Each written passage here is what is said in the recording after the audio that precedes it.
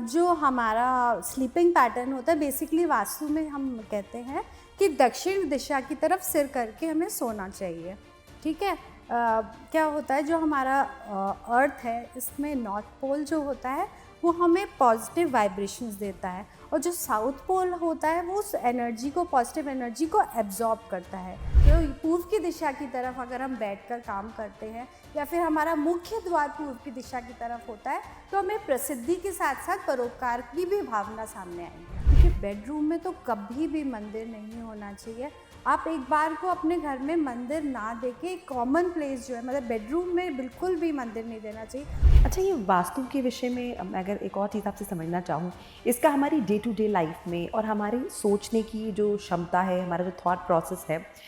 नमस्कार, स्वागत है आप सभी का। आप देख रहे हैं हिंदी खबर। आपके साथ मैं हूँ मोनिका सिंह और आज हमारे साथ एक खास मेहमान मौजूद है। मैं तारुफ करा देती हूँ। हमारे साथ आधुनिक vastu expert, astrologist, face reader, numerologist, plant vastu expert Deepti Jain ji हैं। इतनी सारी खूबियाँ हैं और जाहिर इतनी सारी कलाओं की ज्ञाता हैं, तो उनसे समझने की कोशिश करेंगे कि आखिर वास्तु का और सनातन का संबंध क्या है। सबसे पहले स्वागत कर लेते हैं। दीप्ति जी, बहुत बहुत स्वागत है आपका। Thank you.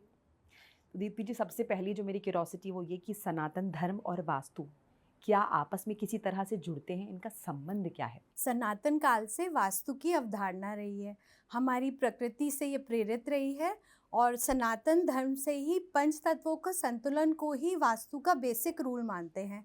पंच तत्व हो गए क्षिति, जल, पावक, गगन, समीरा। क्षिति मीन्स धरती, पावक मीन्स अग्नि, जल हो गया पानी आपका, और समीरा वायु हो गई, और हमारा आकाश तत्व हो गया। इन पंच तत्वों का जब संतुलन होता है तो बेसिक वास्तु हमारी अश्योर हो जाती है। जैसे सनातन काल से हमारी जो पूजा पाठ की पद्धति रही है, हम पूजा पाठ में दीपक जलाते हैं तो अग्नि तत्व को बैलेंस करते हैं। जब हम जल का लोटा या कलश रखते हैं पूजा पाठ में तो वो हमारा जल तत्व का संतुलन हो गया। वहीं हम अगरबत्ती या धूपबत्ती यूज़ करते हैं तो हमारा वायु तत्व बैलेंस हो जाता है। तो इसी तरह हम अनेकों क्रियाकलाप करते हैं जिससे कि पंच तत्वों को बैलेंस करके एक वास्तु को बैलेंस कर देते हैं। बिल्कुल, हर चीज़ के पीछे लॉजिक है। जी, तो इन 5 तत्वों के अलावा भी कोई चीज़ ऐसी है, कोई तत्व ऐसा है जो वास्तु को प्रभावित करता हो? बिल्कुल, पंच तत्वों के साथ-साथ हम जब भूमि का चयन करते हैं, वो भी बहुत इम्पॉर्टेंट फैक्टर होता है।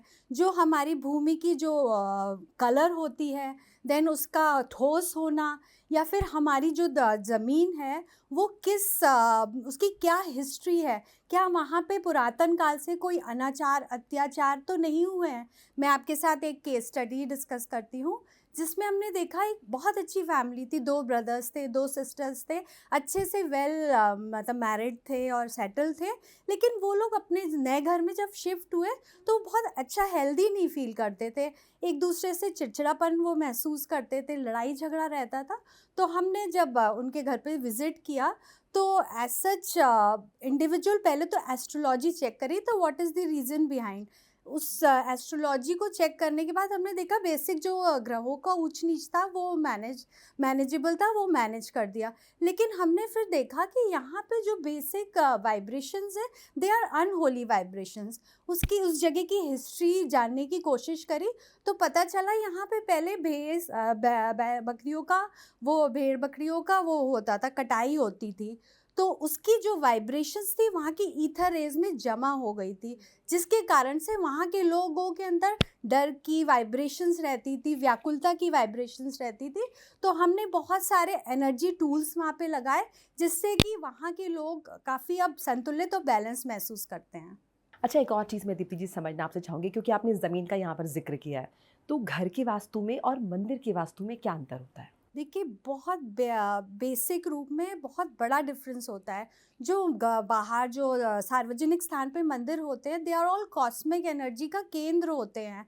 वहाँ पे मैक्सिमम कॉस्मिक एनर्जी होनी चाहिए, क्योंकि वहाँ पे इतने सारे लोग प्रार्थना करने आते हैं, पूजा पाठ करने आते हैं, अपने प्रॉब्लम्स शेयर करने आते हैं। तो बेसिकली सनातन काल से एक बहुत बड़ा परिसर हुआ करता था, जो कि स्क्वायर या रेक्टेंगुलर शेप का होता था।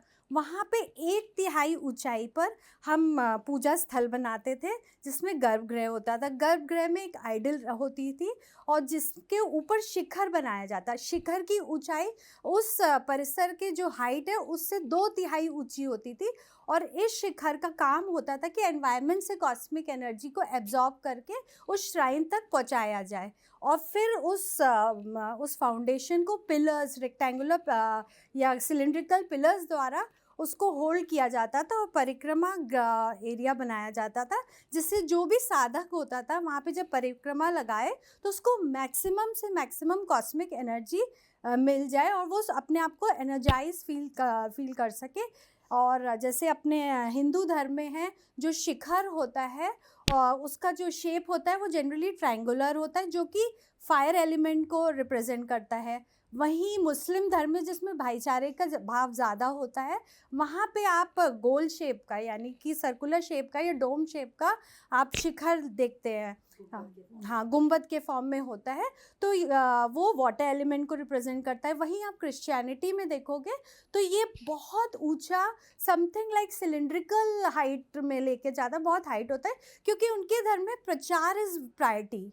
अपने क्रिश्चियनिटी को ज़्यादा से ज़्यादा लोगों में स्प्रेड करें, इसलिए उनका बेसिक कॉन्सेप्ट ये होता था। तो वो वायु तत्व को रिप्रेजेंट करता था, लेकिन ये कॉन्सेप्ट हमारे घर के मंदिर में नहीं अप्लाई करता है, बल्कि हम कोशिश करते हैं कि जब भी किसी साइट को देखने जाएं, डिसाइड करने जाएं कि whether they should by this particular land और नॉट, तो वो मंदिर से काफ़ी दूरी पर होना चाहिए। क्योंकि क्या होता है, मंदिर का जो शिखर होता है आसपास की कॉस्मिक एनर्जीज़ को एब्जॉर्ब करता है, और आसपास में रहने वाले लोग थोड़ा सा स्ट्रेस महसूस करते हैं, क्योंकि वहाँ पे वैक्यूम की स्थिति डेवलप हो जाती है। तो कोशिश करें जब भी आप अपना घर खरीदें वो मंदिर से काफ़ी दूरी पर होना चाहिए। और मंदिर की दिशा भी बहुत इम्पॉर्टेंट होती है। दिशा में ये फैक्टर काउंट करता है कि जो आइडल होती है उसके ऊपर ईयर में कई तिथियों पर सूर्य की वाइब्रेशंस, सूर्य की डायरेक्ट प्रकाश उस पर पड़े, जिससे कि कॉस्मिक एनर्जाइज हो जाए, आइडल एनर्जाइज हो जाए, और वहाँ पे विज़िट करने वाले लोग भी एनर्जाइज फील करें। राइट। अच्छा, ये वास्तु के विषय में मैं अगर एक और चीज़ आपसे समझना चाहूँ, इसका हमारी डे टू डे लाइफ में और हमारे सोचने की जो क्षमता है, हमारा जो थॉट प्रोसेस है, उस पर किस तरह का प्रभाव होता है? देखिए, वास्तु का इफ़ेक्ट हमारे ईच एंड एवरी एस्पेक्ट्स पे काउंट करता है। जैसे आप समझिए कि जैसे मैंने आपको बताया कि ये पंचतत्वों का संतुलन होता है। हमारी बॉडी भी जो बनी है, प्रकृति और बॉडी हमारी, ये भी पंचतत्वों के संतुलन से ही बनी है। तो उन दोनों को एक दूसरे से कंसाइड करना इज़ बेसिक वास्तु। अगर एनवायरनमेंट की वास्तु बैलेंस नहीं होगी तो हमारी भी पर्सनैलिटी में इफ़ेक्ट आएगा, हम भी डिस्टर्ब फील करेंगे। जैसे इसमें वास्तु का डायरेक्शनल वास्तु के साथ साथ आप क्या मटेरियल यूज़ कर रहे हैं उसमें, अपने परिसर में जो भी आप बना रहे हैं उसमें क्या मटेरियल यूज़ कर रहे हैं। पहले ज़माने के जो घर हुआ करते थे वो मिट्टी के घर होते थे, जो कि पृथ्वी तत्व का प्रतीक होता था। उसके ऊपर छप्पर डाली जाती थी, वो फायर एलिमेंट का प्रतिनिधित्व करता था। तो ये हाँ, कहीं ना कहीं एनर्जी बैलेंस हो जाती थी। आज के समय में क्या होता है कि हमारे लोहे का पूरा फ्रेम होता है घर का, फिर हम पत्थर लगा देते हैं, दैट इज़ ऑल्सो पृथ्वी तत्व। देन उसके बाद हम अपने घर के अप्लायंसेस जो यूज़ करते हैं, they are all fire element. जैसे आप किचन में देखो, पहले 2 चूल्हे हुआ करते थे, अब आपकी जो गैस हॉब होती है उसमें 4 चूल्हे होते हैं। Then you have air fryer, microwave हो गया, हीटिंग के बहुत सारे इंस्ट्रूमेंट्स होते हैं, टोस्टर्स होते हैं। तो इस तरह क्या होता है, हमने बहुत सारा फायर एलिमेंट इकट्ठा कर लिया और हमारा घर पूरा पृथ्वी तत्व बेस्ड है। तो इससे क्या एनर्जी कॉन्फ्लिक्ट्स होती हैं। तो इसको बैलेंस करने के लिए हम बैलेंसिंग टूल्स लगाते हैं और कुछ ऐसे कलर्स यूज़ करते हैं जिससे कि एनवायरनमेंट की, उस जगह की एनर्जी बैलेंस हो जाए। आपकी बातों से ऐसा लग रहा है, और मैं जानना भी चाहूँगी, क्या वास्तु एक साइंस है? बिल्कुल, वास्तु एक विज्ञान है, कंप्लीट साइंस है। It is totally solar energy based. हम मैक्सिमम सन से कितनी एनर्जी एब्जॉर्ब कर सकें, हम नॉर्थ से आने वाली पॉजिटिव एनर्जी को कितना अपनी तरफ खिंचाव कर सकें। जैसे हम मानते हैं, बेसिक कॉन्सेप्ट जो होता है वास्तु में, कि हमारा पूर्वी हिस्सा और उत्तरी हिस्सा खुला होना चाहिए। बेसिकली क्या होता है, सूर्य हमें पॉजिटिव एनर्जी देता है, नॉर्थ पोल से हमें पॉजिटिव एनर्जी अगेन आती है। तो इन दोनों ही दिशाओं को यदि खुला और हवादार बनाते हैं तो हमारे को मैक्सिमम पॉजिटिव एनर्जी मिलती है और हम स्ट्रॉन्ग फील करते हैं। क्या वास्तु फॉलो करना बहुत ज़रूरी है? अगर हम नहीं फॉलो करते तो? देखिए, नहीं फॉलो करना क्या होता है, हमारी जो जीवन है ना, एक यात्रा है। और हम हमारी जो कार, जो व्हीकल हम यूज़ कर रहे हैं, that is our luck, destiny है वो हमारी। और जो हम हैं वो हम कर्म कर रहे हैं, हम कर्म कर रहे हैं। और जो वास्तु है वो एक सड़क है। अगर हमारी सड़क डिस्टर्ब हुई तो एक्सीडेंट्स होने का खतरा होगा। लक को हम बहुत ज़्यादा नहीं चेंज कर सकते, लेकिन अगर हम अपनी रोड को, वास्तु जो है हमारी रोड, लाइफ की जो रोड है, उसको स्मूथ कर लेते तो हमारी जर्नी अच्छी हो जाती है। एक बहुत इम्पोर्टेंट सवाल जो कि जो भी लोग देख रहे हैं वो जानना समझना चाहेंगे, अगर हम फ्लैट खरीदने जाते हैं अपने लिए, तो कौन सी चीज़ का ख्याल रखना चाहिए वास्तु के दृष्टिकोण से? देखिए, वास्तु के अनुसार फ्लैट की दिशा and flat number, that is very important. यदि गृह स्वामी यानी ये ओनर ऑफ द फ्लैट की अगर एस्ट्रोलॉजिकल चार्ट पहले देखा जाता है कि उसको कौन सा डायरेक्शन सूट करता है, पहले तो उस आधार पे हम उसको बताते हैं कि आप उस जगह को लो नहीं लो। इन केस हम ऑलरेडी ले चुके हैं तो जो फैमिली मेंबर जिसकी एस्ट्रोलॉजी उस पर्टिकुलर दिशा को सूट करती है, उसके नाम से हम रजिस्ट्री करवाते हैं। फिर हम फ्लैट नंबर्स बदल नहीं सकते, तो हम उस पर्टिकुलर पर्सन का न्यूमरोलॉजी के हिसाब से नाम का बदलाव कर सकते हैं। फिर हम इंटीरियर्स में भी कलर्स का ऐसा प्रयोग करते हैं कि उस पर्सन जिसके नाम से फ्लैट लिया जा रहा है, उसकी एस्ट्रोलॉजी प्लस फ्लैट की वास्तु कोइंसाइड कर पाए।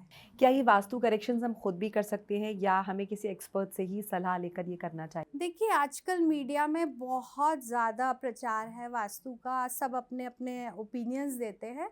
लेकिन जैसे आप कहते हो ना, नीम हकीम खतराए जान। अगर आप अपने आप से बिना राशि का मिलाए, बिना पंचतत्व संतुलन को कंसिडर करे, आप अपने आप से उपाय करते हो तो दैट माइट बी डेंजरस। उपाय वो बताते हैं, they are all right, but अपने आप से विदाउट राशि को स्टडी किए बिना, क्योंकि हर व्यक्ति की अपनी एक विशेषता होती है और हर व्यक्ति का कोई स्पेशल डायरेक्शन होता है that is suitable to him. तो अपने आप से कुछ करना एक खिलवाड़ है। जैसे डॉक्टर के प्रोफेशन में भी आप देख लो, आप अपने आप से कोई भी दवाई लेते हो तो वो हानिकारक हो सकती है। तो वही चीज़ हमारी वास्तु में भी काउंट करती है। राइट, वो सेल्फ मेडिकेशन के लिए जिस तरीके से मना हाँ, किया बिल्कुल, जाता है। बिल्कुल। राइट। सो खराब वास्तु से क्या हम समझें? देखिए, खराब वास्तु वो होती है, जैसे कई बार हम घर लेने जाते हैं, जैसे मैंने आपको पहले बताया कि भूमि का चयन इज़ वेरी इंपॉर्टेंट। जब हम भूमि को देख रहे हैं, वहाँ पे अगर आप कुएँ के ऊपर पटाव डाल के कोई घर बना देते हो तो उसकी नींव ही खराब है, दैट इज़ खोखली। यदि शमशान भूमि में कोई घर बना है या फिर हॉस्पिटल की भूमि के ऊपर कोई घर बना है, तो वहाँ की वाइब्रेशंस वहाँ के एथर रेस को डिस्टर्ब करती है। वहाँ पे रहने वाले लोग जो होते हैं स्ट्रेस फील करेंगे। तो कोशिश करें, कोई भी जगह आप खरीदें, अगर आप लैंड खरीद रहे हैं तो उसकी पास्ट हिस्ट्री देखें कि पिछले 100 सालों में वहाँ पे क्या चीज़ बनी हुई थी, और उसको उपचारित करने के बाद ही आप उस जगह पे कदम रखें। साथ ही अगर आप रीसेल में कोई प्रॉपर्टी ले रहे हैं तो प्रीवियस ओनर्स की हिस्ट्री को भी जानने का प्रयास करें और उचित एनर्जी टूल्स लगवाने के बाद ही वहाँ पे मूव करें। जब वास्तु आप ठीक करते हैं तो क्या मंत्रों का भी आप इसमें इस्तेमाल करते हैं? मंत्रों का क्या महत्व है वास्तु करेक्ट करने में? देखिए, वास्तु मंत्रों में बहुत शक्ति होती है। कोई एक धार्मिक व्यक्ति वो अगर रेगुलर वे में कुछ मंत्रों की चैंटिंग करता है तो उसकी ऑरा पॉजिटिव होती, प्लस प्लस एनवायरनमेंट भी पॉजिटिव हो जाता है। लेकिन आपके घर को कितने पॉजिटिव एनर्जी, कितने यूनिट्स ऑफ पॉजिटिव एनर्जी चाहिए, एक मॉडर्न वास्तु एक्सपर्ट ही आपको बता सकता है। फॉर एग्जांपल, वो आपको यूनिट्स में बता देगा कि आपको इतने यूनिट्स ऑफ पॉजिटिव एनर्जी चाहिए और आपको इस पर्टिकुलर मंत्र को 20 से लेके 500 तक की बार चैंटिंग करनी पड़ेगी, तब आपके घर की वास्तु बैलेंस हो जाएगी। वो, लेकिन आप देखो कभी बीमारी हारी हो गई, आपको कहीं जाना आना पड़ा, तो ऐसे केस में वो मंत्र खंडित हो जाता है। तो कोशिश करें कि मंत्र उच्चारण करें और किसी एक्सपर्ट से मिलकर डिसाइड करें उसकी गिनती। साथ साथ आप वास्तु टूल्स भी लगा सकते हैं जो कि एनर्जी को बैलेंस करेगा। अच्छा, टूल्स का आप ज़िक्र कर रही हैं तो मैं यहाँ पे कलर्स के विषय में भी जानना चाहूँगी। सो कलर्स किस तरीके से इफ़ेक्ट डालते हैं वास्तु पर? कलर्स की क्या इम्पोर्टेंस होती है वास्तु? देखिए, कलर थेरेपी एक अलग कॉन्सेप्ट है। जिससे हम वास्तु को बैलेंस करते हैं। जैसे मैंने बताया, वास्तु जो है पंच तत्वों का संतुलन होता है। एवरी कलर, हर कलर का एक तत्व होता है। यदि अगर हमें किसी घर में बहुत ज़्यादा फायर एलिमेंट की अधिकता है, जैसे मैंने बताया बहुत ज़्यादा आप इलेक्ट्रिक अप्लायंसेस, जैसे मैंने बताया कि आपको बहुत सारे इलेक्ट्रिक अप्लायंसेस की वजह से फायर एलिमेंट घर का बढ़ा हुआ है, तो हम कोशिश करते हैं कि उस घर में 100 में कलर्स दें, वाटर एलिमेंट के कलर्स डालें। वहाँ पे कई घरों में मैंने देखा है कि जैसे आपसी जो मेंबर्स होते हैं उनमें संवाद नहीं होता, दैट इज़ एयर एलिमेंट में ब्लॉकेज है, तो उस केस में हम एयर एलिमेंट के कलर्स इंट्रोड्यूस करते हैं। कपल हार्मनी के लिए अलग कलर्स हम डिसाइड करते हैं, रेड कलर हो गया, पिंक कलर हो गया, फिर हम ग्रीन कलर यूज़ करते हैं फॉर प्रोस्पेरिटी। तो इस तरह से अलग अलग कलर की अलग अलग उपचारक क्षमता होती है, और साथ में जो मटेरियल भी आप यूज़ करें दैट इज़ वेरी इंपॉर्टेंट। अच्छा, अब आज के टाइम में हर कोई शोहरत के पीछे भाग रहा है, सबको प्रसिद्धि चाहिए, सबको फ़ेम चाहिए। सो ऐसे लोगों के लिए आप क्या सजेस्ट करेंगी? वास्तु किस तरीके से उन्हें हेल्प कर सकते हैं? देखिए, यहाँ पे 2 कॉन्सेप्ट्स काम करते हैं। फेंग शुई के हिसाब से दक्षिण दिशा को प्रसिद्धि की दिशा मानी जाती है, और feng shui is a Chinese vastu. वहाँ का बेसिक कॉन्सेप्ट है साम, दाम, दंड, भेद, आपके काम होने चाहिए, ठीक है? सामने वाले को कोई नुकसान हो, ना हो, वहाँ पे दक्षिण दिशा को बहुत ही महत्वपूर्ण माना जाता है। तो फेंग शुई के हिसाब से दक्षिण दिशा में की तरफ मुख करके, या मुख्य द्वार दक्षिण की तरफ हो, तो वो आपकी प्रसिद्धि को एंश्योर करता है। लेकिन जो हमारा वैदिक वास्तु है, वहाँ पे हम परोपकार को और यश को महत्व देते हैं। तो यश की दिशा होती है ईस्ट दिशा, पूर्व दिशा। तो पूर्व की दिशा की तरफ अगर हम बैठकर काम करते हैं, या फिर हमारा मुख्य द्वार पूर्व की दिशा की तरफ होता है, तो हमें प्रसिद्धि के साथ साथ परोपकार की भी भावना सामने आएगी।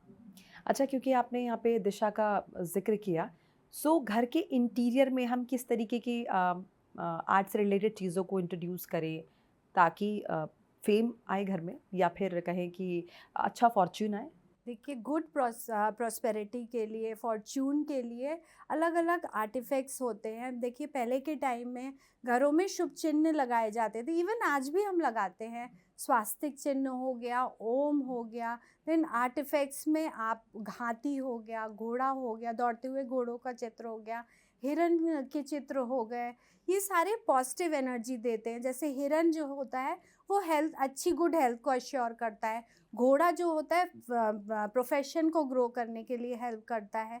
तो इस तरह बहुत सारे, मछली का चिन्ह होता है जो कि हमारे वाटर एलिमेंट को बैलेंस करता है, हार्मनी में हेल्प करता है। तो इस तरह बहुत सारे आर्टिफैक्ट्स होते हैं। जैसे अशोका पिलर हो गया, आपकी अथॉरिटी के लिए वो बहुत अच्छा माना जाता है। तो इस तरह के बेसिक आर्टिफैक्ट्स होते हैं जिसको हम अपनी रिक्वायरमेंट के हिसाब से लगा सकते हैं अपने घरों में। अच्छा, वाइट कलर, क्योंकि कलर का ज़िक्र मैंने पहले भी किया था, तो वाइट कलर का इस्तेमाल हम घरों में कैसे कर सकते हैं वास्तु के अनुकूल बनाने के लिए? ओके, वाइट कलर जो होता है it is colour of peace. Peace, इसको देखते ही ना बहुत शांति महसूस होती है। और आजकल हाई सोसाइटी में बेसिक कलर्स जो यूज़ करते हैं वो वाइट कलर ही यूज़ करते हैं। पहले ज़माने में क्या होता था, जो वाइट कलर का प्लास्टर, वो जो पेंट चूना से घर की पुताई होती थी, चूना जो होता था वो इमोशनल वेस्ट को एब्जॉर्ब करता था, और वाइट कलर की अपनी वही सौम्यता वाला वाइब्रेशन होता था। लेकिन आज के समय में हम सिंथेटिक कलर्स यूज़ करते हैं, तो इसमें वाइट कलर का जो शांति वाला फैक्टर है वो तो आएगा ही आएगा, लेकिन जो प्लास्टिक का जो सिंथेटिक वाला फैक्टर है वो उस वाइब्रेशंस को, नेगेटिव इमोशंस को एब्जॉर्ब करने में सक्षम नहीं होता है। तो कोशिश करें अपनी एस्ट्रोलॉजी को स्टडी करवाने के बाद ही आप अपने कलर्स का चयन करें। राइट। अच्छा, अगर हम घर के बेडरूम की बात करें तो वहाँ पर वास्तु का क्या प्रभाव हो सकता है? क्या अगर वास्तु ठीक नहीं है बेडरूम का, तो क्या हमारा स्लीपिंग पैटर्न भी ख़राब हो सकता है? क्या हमें ख़राब सपने भी आ सकते हैं या फिर एक वो जो हार्मनी का हम ज़िक्र कर रहे हैं वो भी ख़राब हो सकती है? बिल्कुल हो सकती है। ये एक टेक्निकल क्वेश्चन है। जो हमारा स्लीपिंग पैटर्न होता है, बेसिकली वास्तु में हम कहते हैं कि दक्षिण दिशा की तरफ सिर करके हमें सोना चाहिए, ठीक है? क्या होता है, जो हमारा अर्थ है इसमें नॉर्थ पोल जो होता है वो हमें पॉजिटिव वाइब्रेशंस देता है, और जो साउथ पोल होता है वो उस एनर्जी को, पॉजिटिव एनर्जी को एब्जॉर्ब करता है। वही हमारा जो मानव शरीर है, दिस इज़ जो हमारा हेड होता है that is north pole, and जो हमारा फीट होता है दैट इज़ साउथ पोल। हमने बचपन में मैग्नेट से खेला होगा और हमें सबको बेसिकली पता है कि जो नॉर्थ पोल और नॉर्थ पोल को अगर हम साथ में रखते हैं तो दे रिपेल। तो यही कॉन्सेप्ट फॉलो करता है कि अगर हम दक्षिण की तरफ सिर करके सोते हैं और हमारा सिर है उत्तरी ध्रुव, तो उस दोनों की एनर्जी अट्रैक्शन वाली एनर्जी होती है, हम पीसफुल फील करते हैं। और इसी के विपरीत अगर हम नॉर्थ की तरफ सिर करके सोते हैं और हमारा सिर भी नॉर्थ हो गया, तो जो एनर्जीज़ हैं वो रिफ्लेक्ट करेंगी, रिपेल हो जाएंगी। तो ऐसी कंडीशंस में हमारी मानसिक स्थिति ठीक नहीं होगी, हमें बैड ड्रीम्स आने का खतरा होता है, मेंटल डिजीज़ तक हो जाती है ऐसे केसेस में। अच्छा, अगर हम क्योंकि मैंने इससे पहले आपसे ज़िक्र किया कलर्स के बारे में, आपने बताया कि white is a very good colour. So क्या कुछ नेगेटिव कलर्स भी हैं? आई मीन कुछ ऐसे कलर्स भी हैं जो कि नेगेटिव इफ़ेक्ट डालते हैं? देखिए, गहरे जो रंग होते हैं they are not very good, लेकिन कोई भी कलर को हम शुभ और अशुभ की श्रेणी में बिल्कुल नहीं डालेंगे। हर व्यक्ति यूनिक होता है, सबकी क्वालिटीज़ अलग होती है, सबके बैड क्वालिटीज़ अलग होती है। सूटेबल कलर आपके लिए क्या है वो आपकी एस्ट्रोलॉजी बताएगी, ठीक है। लेकिन जो बेसिक रूल है हमारा, जैसे रेड कलर है, रेड कलर प्रेम का कलर होता है। आपको ब्लड रिलेटेड अगर कोई समस्या है तो रेड कलर आपको हेल्प करेगा। वहीं आप ग्रीन कलर को देखो, that is colour of prosperity, वो आपको प्रॉस्पेरिटी देगी, फ्रेशनेस देगी। ब्लू कलर है, वो शक्ति का कलर माना जाता है, आपको अथॉरिटी देता है, आपको कर्मठ बनाता है। येलो कलर है, विवेक का कलर माना जाता है, वो आपकी नॉलेज को एनहांस करता है। लेकिन these are all general rules, हर स्पेसिफिक पर्सन के लिए अलग कलर को लकी माना जाता है। अच्छा, क्रिएटिव फील्ड के लोगों के लिए आप क्या सजेस्ट करेंगे? किस डायरेक्शन में बैठें, जो डायरेक्शन उनके लिए अच्छा हो, या वो कलर चूज़ करें? देखिए, क्रिएटिव जो व्यक्ति होते हैं उनको बहुत सारी एनर्जीज चाहिए होती है। तो कोशिश करें जब आप कुछ क्रिएटिव काम करने बैठ रहे हैं तो यू शुड फेस ईस्ट, पूरब की दिशा की तरफ आप बैठें और आपकी अच्छी क्रिएटिविटी इम्प्रूव होगी। वहीं जो आर्टिस्ट होते हैं उनको चंद्रमा की एनर्जी चाहिए होती है, बिकॉज चंद्रमा आपको क्रिएटिविटी की तरफ ले जाता है। तो आप चंद्रमा की दिशा की तरफ मुख करके बैठें और अपना वर्क करें। वहीं जो बिजनेसमैन होते हैं, मार्केटिंग क्षेत्र के लोग होते हैं, उनको बुध की दिशा की तरफ मुख करके बैठना चाहिए, जिससे उनका बौद्धिक विकास हो, उनका नर्वस सिस्टम तेज़ी से काम करे। अच्छा, बेडरूम का भी ज़िक्र किया और आपने डायरेक्शंस भी बताए। सो किचन का भी बहुत इम्पोर्टेंट रोल है हमारे घर में। अगर किचन का वास्तु ठीक नहीं है, तो क्या हमें बीमारियाँ हो सकती हैं खाने-पीने से संबंधित? बिल्कुल, बिल्कुल। देखिए, किचन का अगर वास्तु सही नहीं होता, kitchen is basically fire element. वहाँ पे हम फूड को कुक करते हैं और इतने सारे अप्लायंसेस होते हैं हमारे किचन में।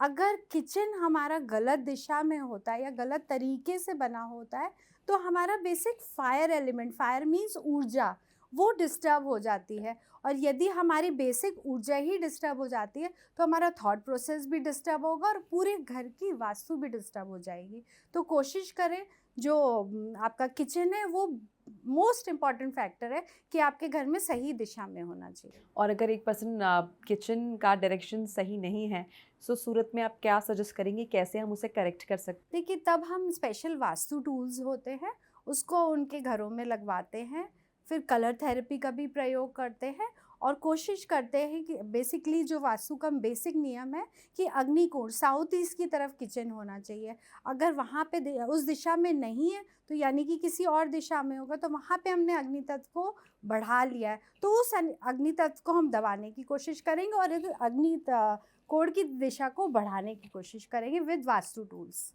हैं? अच्छा, एक और चीज़ ये कि अगर घर में हमें पेंटिंग्स लगवानी है, सो किस तरीके की पेंटिंग्स हमें चूज़ करनी चाहिए? क्योंकि सबकी अपनी-अपनी चॉइस होती है, लेकिन फिर भी कुछ लोग बहुत डार्क चीज़ें पसंद करते हैं।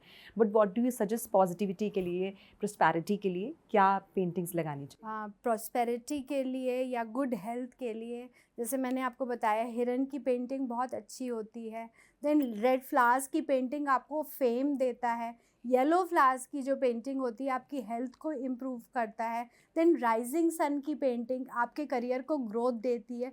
ऊंचे पहाड़ों की पेंटिंग आपके करियर को अगेन बूस्ट करती है। देन फेंग शुई का यिंग यांग साइन होता है जो कि कपल हार्मनी के लिए बहुत अच्छा माना जाता है। इस तरह हम घरों में शुभ चिन्ह लगा सकते हैं, स्वास्तिक लगा सकते हैं पॉजिटिव एनर्जी के लिए। देन हम कुछ पेंटिंग्स ऐसी होती है जो हमें अवॉइड करनी चाहिए। देखिए मॉडर्न आर्ट देखने में तो बहुत सुंदर लगती है, लेकिन उसका मीनिंग जाने बिना आपको घर में उस पेंटिंग को नहीं लगाना चाहिए, क्योंकि हर चीज़ जो आप अपने घर में या खुद भी यूज़ कर रहे हैं उसकी अपनी एक एनर्जी होती है, तो उस चीज़ को अवॉइड करें। देन भयानक जो सीन्स होते हैं, मास्क लोग लगा देते हैं डरावने, देन वेपन्स लगा देते हैं, तलवार लगा दिए आपने, वॉर सीन्स लगा दिए, महाभारत का सीन लगा दिया, तो they are all destructive energies, तो उनको हमें अवॉइड करना चाहिए। अच्छा, लाइट के बारे में आप क्या कहेंगी? ऑब्वियसली लाइट भी घर में एक बहुत इंपॉर्टेंट रोल है। हमने इंटीरियर के बारे में बात कर लिया, हमने डायरेक्शंस के बारे में बात कर लिया, कलर्स के बारे में। लाइट किस तरीके से इम्पैक्ट डालती है, उसका क्या इन्फ्लुएंस होता है वास्तु पर और घर की पॉजिटिविटी पर?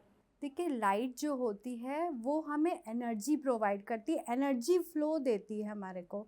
तो जो घर घुटे हुए बने होते हैं जहाँ पे सन की प्रॉपर लाइट नहीं पड़ती है, वहाँ के लोगों को स्ट्रेस का फीलिंग रहता है। तो कोशिश करें, जैसे आजकल तो फ्लैट सिस्टम ऑफ लिविंग है, तो हम जब नेचुरली कोई चीज़ नहीं कर सकते तो हमको आर्टिफिशियली वो चीज़ें करनी पड़ती है। अगर आपकी सही दिशा में वेंटिलेशन नहीं है या फिर लाइटिंग नहीं आ रही है सही दिशा से, तो आप आर्टिफिशियल लाइट्स का प्रयोग करिए। और जो लाइट्स हैं वो डिम नहीं होनी चाहिए। डिम लाइट्स जो होती है वो हमारे थॉट प्रोसेस को डल कर देती है, खास करके बच्चों के रूम में। आजकल मॉडर्न कॉन्सेप्ट डिम लाइट्स का कॉन्सेप्ट चल गया है, देखने में वो बहुत प्यारा लगता है, लेकिन वो हमारी क्रियाशीलता को डल कर देता है। तो कोशिश करें घर की उचित दिशा, जब आप अपना घर बना रहे हैं तो पूरब की दिशा और उत्तर की दिशा को खुला रखें, जहाँ से प्रॉपर लाइटिंग आए। और जो भी लाइट्स भी लगाए वो भी ब्राइट होनी चाहिए, डलनेस की एनर्जीज होनी नहीं चाहिए। बाहर once in a while restaurants में आप जा रहे हैं, दैट इज़ ओके, वहाँ पे आप देखोगे डल लाइट्स होती, उस तरह हमारा ना दिमाग इतनी तेज़ी से काम नहीं करता। ब्राइट लाइट्स में हमारे अंदर एनर्जी फ्लो बढ़ता है, और जो हमारी आंतरिक जो केमिकल प्रोसेस होता है, विटामिन डी जो आजकल आप बच्चों में देखोगे बैकएक की प्रॉब्लम हो रही, this is because low lights. तो कोशिश करें अपने घर को वेंटिलेटेड और लाइटेड रखें। राइट। एक और बड़ी क्यूरोसिटी है, वो ये कि क्योंकि आजकल फ्लैट सिस्टम है, जगह की कमी है, कॉम्पैक्ट घर हो गए हैं, सो ऐसी सूरत में अगर किसी के घर में मंदिर और बेडरूम या फिर सोने की व्यवस्था एक साथ है, तो क्या उसे अवॉइड करना ज़रूरी है? और अगर अवॉइड करना ज़रूरी है, तो कैसे करें? देखिए बेडरूम में तो कभी भी मंदिर नहीं होना चाहिए। आप एक बार को अपने घर में मंदिर ना देके कॉमन प्लेस जो है, मतलब बेडरूम में बिल्कुल भी मंदिर नहीं देना चाहिए। बहुत लोगों के घरों में मैंने देखा है कि कबर्ड में मंदिर बना देते हैं। That is the most wrong vastu जिसको मैं कहूँगी।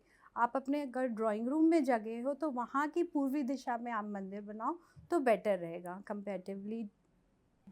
तो ये बहुत सारे सवाल थे जो हमने पूछे वास्तु से रिलेटेड, एंड मुझे आई होप कि मैंने मोस्टली क्वेश्चंस और क्यूरोसिटी कवर कर ली होगी। बहुत बहुत शुक्रिया दीप्ति जी अपना समय देने के लिए और तमाम जिज्ञासाएं और क्यूरोसिटीज़ को शांत करने के लिए।